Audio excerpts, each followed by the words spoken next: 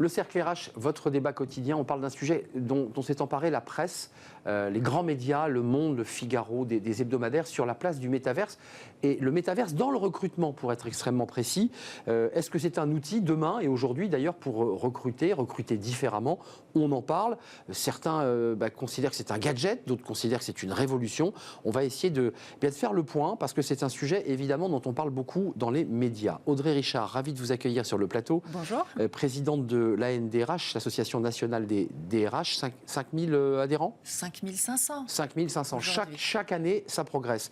Merci d'être là parce que c'est vous qui m'avez alerté sur ce sujet. Vous m'avez dit il faut impérativement se pencher sur cette question et on va donc faire cette émission avec vous et avec Xavier Perret, dont vous m'aviez vanté la pédagogie. Bonjour. Directeur Azure chez Microsoft France. Alors Azure, c'est quoi? C'est l'outil, c'est le support? C'est ça, c'est la plateforme technologique pour construire par-dessus, entre autres, du cloud, des univers de métavers, y compris d'entreprise. Commençons par le début. Vous incarnez à travers votre situation de présidente des DRH, avant même d'évoquer les enjeux techniques, ces contraintes. Vous êtes dans quelle posture? Vous êtes vous-même DRH. Vous êtes intéressé, vous êtes un peu circonspect, ou vous dites on n'y coupera pas? Alors, c'est plutôt une histoire de responsabilité d'informer et de se tenir au courant de ce qui évolue dans le monde du travail et dans le monde du business. Et aujourd'hui, l'association a ce rôle d'information, de réflexion sur finalement, OK, il y a cette évolution sur le métavers, sur les technos, le virtuel, l'intelligence artificielle. Quels sont les impacts sur les métiers ? Quels sont les impacts sur notre business? Et nous, comment, en tant que DRH, on peut intervenir et aider les équipes dirigeantes? Je vais donner la parole à Xavier Perret, mais il y a une définition que je vais vous soumettre. Mais vous, dans votre quotidien et à travers le réseau que vous animez, à Paris et partout en France, est-ce qu'il y a déjà des utilisations du métaverse ou est-ce qu'on est vraiment dans de l'observation? Oui, on le verra probablement. Ouais. Oui, il y a des utilisations, plutôt de grands groupes. Carrefour, on ne peut pas le citer. J'allais noter. Entre autres, mais pas que, des entreprises de conseil également. Donc oui, il y a des exemples concrets, des tentatives. Alors après, c'est plus ou moins bien réussi, mais ce sont des tentatives. Et je pense qu'il faut regarder cela pour voir comment... Voilà, quel impact ça peut avoir concrètement? Xavier Perret, cette définition, service en ligne donnant accès à des simulations d'espace 3D en temps réel, partagées et persistantes, dans lesquelles on peut vivre ensemble des expériences immersives. Est-ce que cette définition, vous qui êtes un expert, est-ce qu'elle vous va? Oui, je pense qu'on peut résumer aussi un petit peu différemment en se disant qu'on va créer un clone numérique, un jumeau numérique, alors de soi-même ou finalement de son environnement de travail, pour mieux collaborer, recruter, onboarder. On va voir un peu les différents cas. Et effectivement, les plateformes technologiques existent. Je pense qu'il faut se remettre en perspective de ce qui s'est passé post-Covid. C'est-à-dire finalement, on a aujourd'hui une adoption des outils numériques, Oui. Teams par exemple chez Microsoft. Les visios à longueur de journée. Les visios, alors c'est ça qui est intéressant, c'est qu'en fait Teams, c'est pas qu'un outil de visio, on a tendance finalement à le réduire à simplifier, à le réduire ça, alors qu'en fait c'est d'abord un sujet de collaboration en entreprise. Comment on va interagir, comment on va créer de l'engagement en équipe derrière. Et donc on voit que les gens ont envie d'une forme de collaboration, d'interrogation, de coopération qui est peut-être encore supplémentaire, qui va combiner, en particulier les jeunes générations, des choses que les gens retrouvent, mais ailleurs. Je pense au social, la façon des réseaux sociaux, je pense au gaming aussi, derrière. C'est un peu ça qu'on va trouver dans cette idée où il y a des moments, on va peut-être avoir des moments d'engagement de type métavers. Alors vous n'êtes pas neuropsychologue, mais quelle utilité ça a, puisqu'on nous dit qu'on n'arrive plus à communiquer ensemble, que c'est compliqué, qu'on est tous sur nos téléphones. Est-ce que ça peut avoir une utilité, puisque vous dites que c'est du collaboratif? Est-ce que le métaverse peut être un outil qui nous permettrait de mieux communiquer en entreprise? Alors c'est comme le numérique, c'est comme la technologie. La réponse est oui, mais il faut la mettre à bon escient. Je pense à la discussion aussi qu'on a beaucoup avec Audrey. C'est-à-dire qu'il y a des moments où on a envie de pouvoir interagir différemment, et là où la technologie peut aider. Il y a 4 moments. Il y a le recrutement, on a un petit peu parlé, l'onboarding, oui. Le moment où on a envie de rencontrer des gens pour la première fois, et on ne peut pas physiquement. Il y a tout ce qui est collaboration, coopération ensemble, une réunion complexe, et puis il y a formation. Voilà, ça c'est 4 moments aujourd'hui qui correspondent en tout cas à un usage où le métavers, la technologie numérique au-delà peut apporter quelque chose de supplémentaire versus une réunion visio, comme vous le disiez. Donc ça, c'est les outils qui sont sur la table des DRH. 57% des entreprises déploient aujourd'hui des initiatives dans le métavers. Ça, c'est un chiffre qui est intéressant. Onboarding, accueillir un collaborateur, et j'entends gamification, le caractère ludique, et je redis, Alexandre Bompard a lancé une initiative Carrefour, c'est quand même le grand patron de Carrefour, et qui a enclenché des recrutements, lui-même d'ailleurs, il a échangé son avatar et d'autres avatars pour des recrutements qui sont d'ailleurs prolongés dans la vraie vie. C'est possible ou pas pour aller chercher finalement les fameux talents qui osent plus venir? Est-ce que c'est un outil presque marque employeur en disant regardez, on est ludique, on est sympa? Oui, alors ça peut répondre en effet au sujet de la marque employeur parce que ça montre aussi l'entreprise d'une autre façon, ça montre une entreprise qui moderne, va aller chercher une autre façon de faire, donc moderne bien évidemment.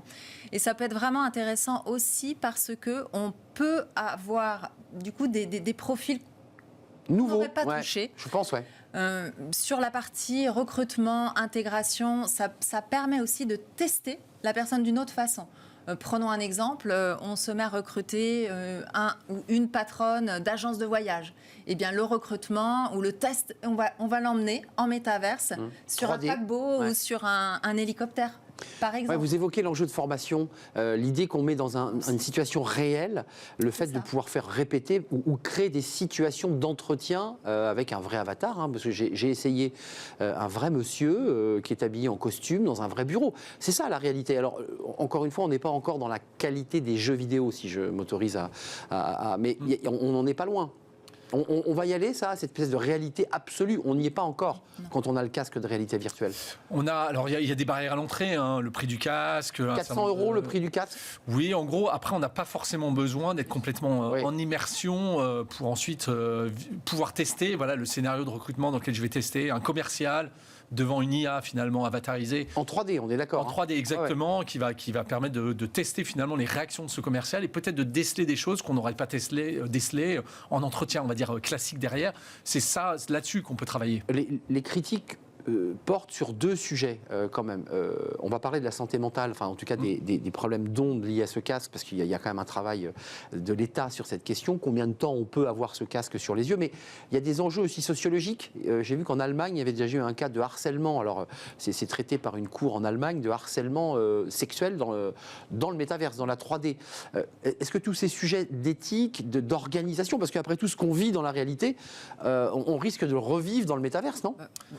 Oui, naturellement. Donc voilà. On est d'accord. La question, c'est comme l'intelligence artificielle. Ces plateformes-là peuvent servir à des choses correctes et des choses moins correctes. Donc il va falloir mettre en place des mécanismes d'éthique et de responsabilité derrière pour c'est comme la vie de tous les jours au bureau. On ne va pas insulter quelqu'un du jour au lendemain. On est d'accord. C'est la même chose finalement. Mais sauf que, lisant un article du Monde, le code du travail aujourd'hui est totalement dépassé par les enjeux que vous évoquez. C'est-à-dire que les avocats, là, il n'y a pas de jurisprudence sur le métaverse. Non, il y a vraiment... Audrey Richard, il y a un sujet là quand même. Il y a vraiment un manque. Et en effet, c'est tout à fait normal. C'est une nouvelle techno, donc il y a tout à créer, il y a tout à inventer. Mais ça veut aussi dire qu'en effet, il faut aussi faire évoluer nos règles de droit du travail.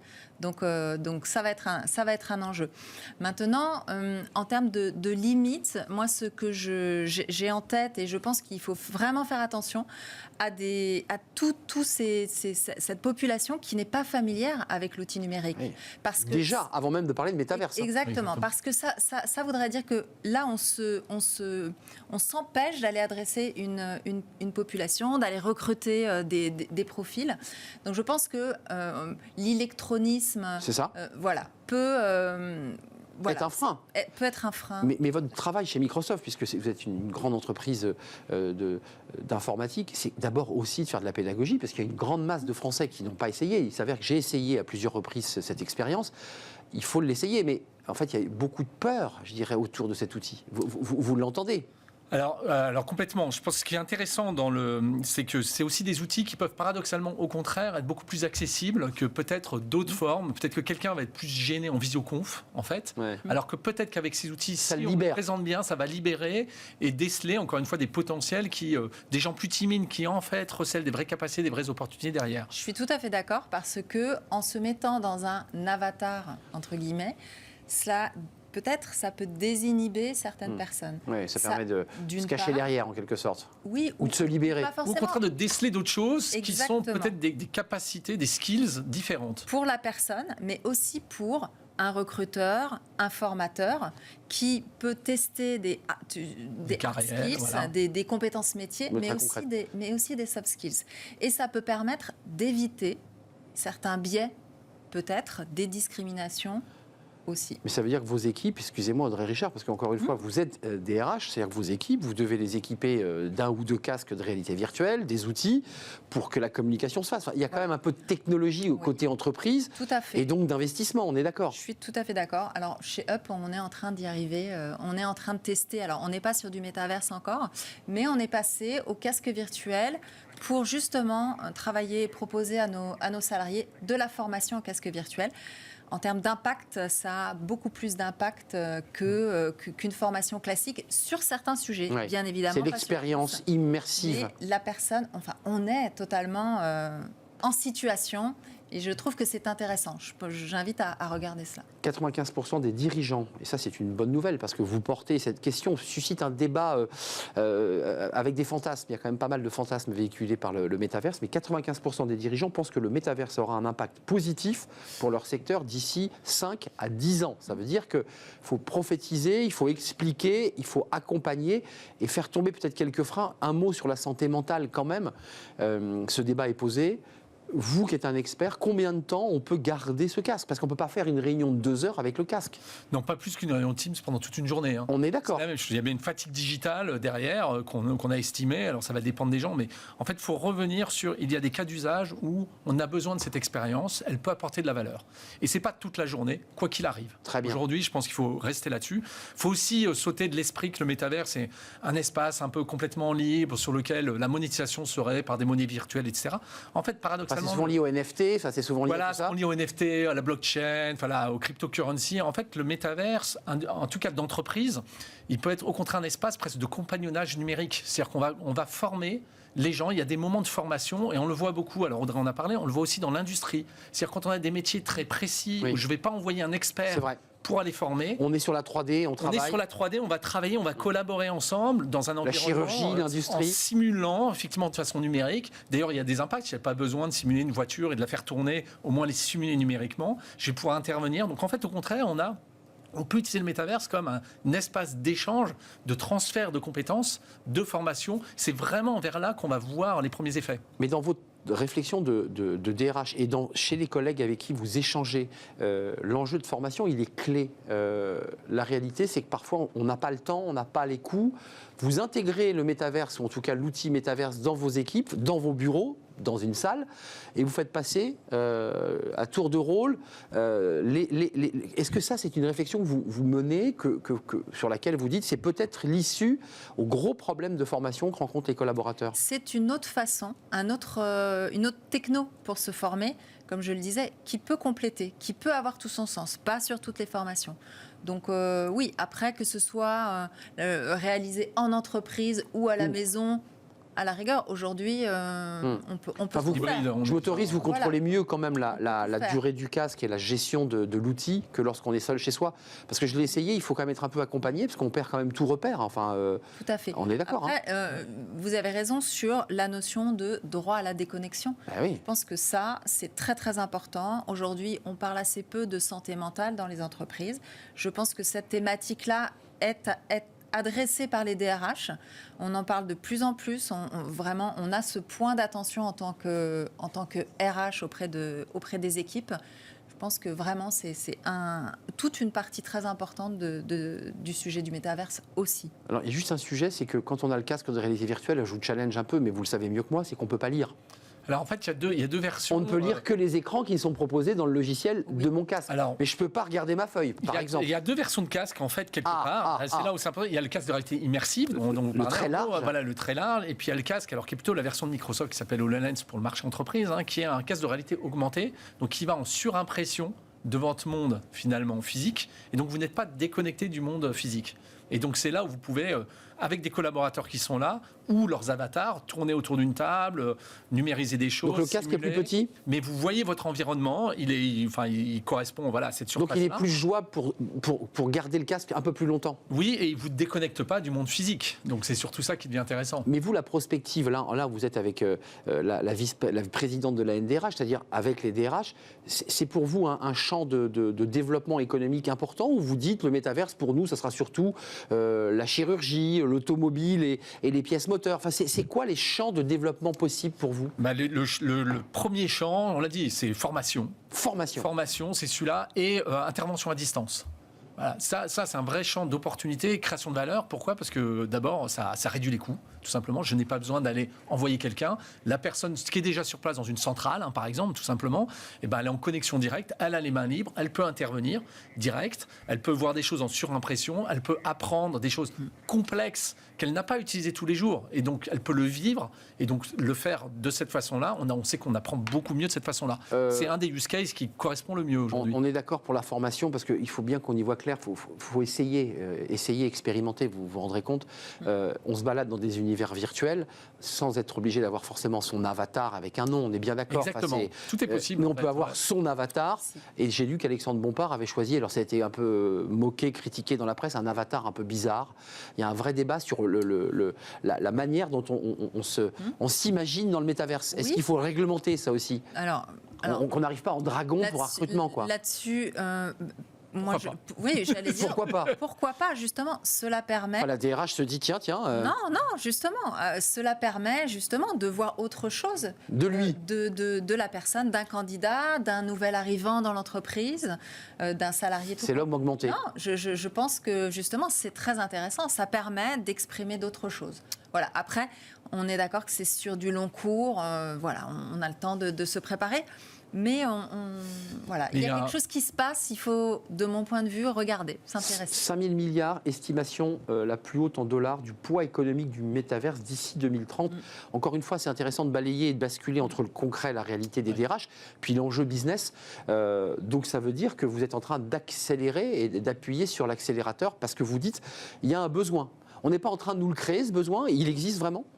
Oui, non, il existe vraiment au sens aussi, c'est la suite de l'hybride, c'est-à-dire dans Teams, la collaboration en entreprise. C'est-à-dire quels sont les moyens de bien collaborer. L'IA va aussi nous aider à ça, pour automatiser des fonctions qui sont à faible valeur et de pouvoir mieux collaborer. Par contre, retrouver ce côté relationnel, ce côté engagement, certes dans des interfaces qui sont numériques. Voilà, c'est ça l'enjeu derrière. Audrey Richard, vous, l'enjeu de la DRH que vous êtes, d'un groupe qui a 3000 collaborateurs, 800 dans la structure Scope, c'est quand même de faire aussi de la pédagogie avec vos équipes, parce que quand vous allez expliquer à des collaborateurs que la formation ne se fera pas dans une classe avec un professeur, un tableau et des craies, et que ça va plus se passer comme ça, enfin, comment ça se passe, ça aussi, dans la pédagogie des DRH ? Oui, alors c'est tout à fait ce qu'on fait, et justement, nous, on est sur 22 pays, donc justement, ça a tout son sens parce qu'on est éparpillés. Je pense par exemple aux journées d'intégration.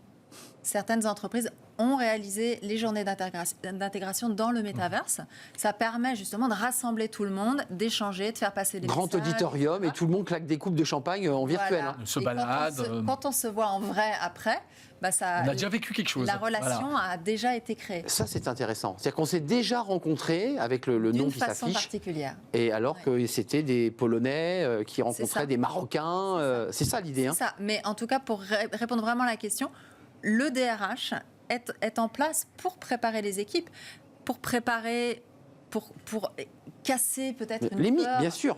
peur qui peut exister. Vous êtes un relais. Et qu'on comprend parfaitement, pour initier de nouvelles pratiques et pour aussi aller vers de nouveaux métiers.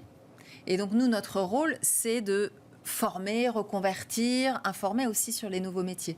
Donc on a un champ, alors on ne va pas se transformer en direction des ressources d'avatar. C'est ça, parce que... Mais on a le DRH a toute sa place et tout son rôle. De plus en plus, les DRH sont en charge de la transformation, de l'innovation. Je vois des titres qui viennent rallonger vos fonctions, et on rentre dans ce sujet. C'est passionnant. On va suivre ce sujet de très près, et vous dites que, en tout cas dans votre groupe, il y a eu ces tentatives concrètes de faire vivre dans du collectif. On est bien d'accord, hein. Vous avez fait l'année d'intégration ou la soirée d'intégration On y travaille. Vous y travaillez. Elle ne nous dira rien de plus. Merci Audrey Richard de nous avoir rendu visite, présidente de la NDRH, DRH vous-même évidemment, 5500 membres. Maintenant, je garderai ce chiffre précieusement dans ma tête. Merci à Xavier Perret d'être venu nous rendre visite, directeur Azure, donc qui est l'outil métaverse de Cloud Microsoft France. Merci à vous deux de nous avoir éclairé sur un sujet qui est vraiment au cœur de l'actualité. Puis on termine.